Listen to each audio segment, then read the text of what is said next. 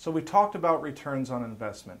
But what happens if you want to take a different approach? What happens if you say, you know what, Joe, I want you to help me find a piece of property. Well, I can find you any good deal. But what I'm always going to start out with first is management. You can find any deal, but you'll never realize profits without proper management. And that's all I can tell you.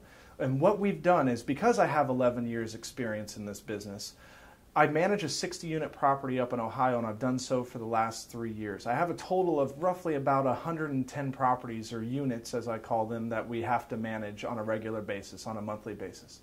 And this is really important, because you're going to hear all the horror stories about how, oh, I don't have it because my baby's sick. And how do you really go at somebody when they're saying their baby's sick? Do you say, oh, well, get it unsick? You know, what do I do? Do you go out there and, oh, my family member needed some money, so I had to, you know, lend it to them. And then you get a little compassion. You're like, okay, well, a month goes by, they still haven't paid you. 2 months go by, they still haven't paid you. What do?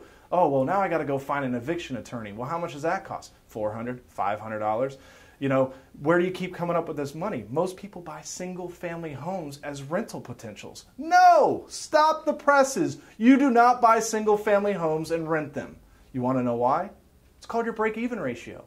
A lot of people don't know about this. They talk about cap rates, and I'm making 10% by renting my single family. What happens if they move out? Because they will. You'll experience vacancies at some point in time. But what happens if they move out? What's your return then? Zero. Nada. Ghost. You make nothing.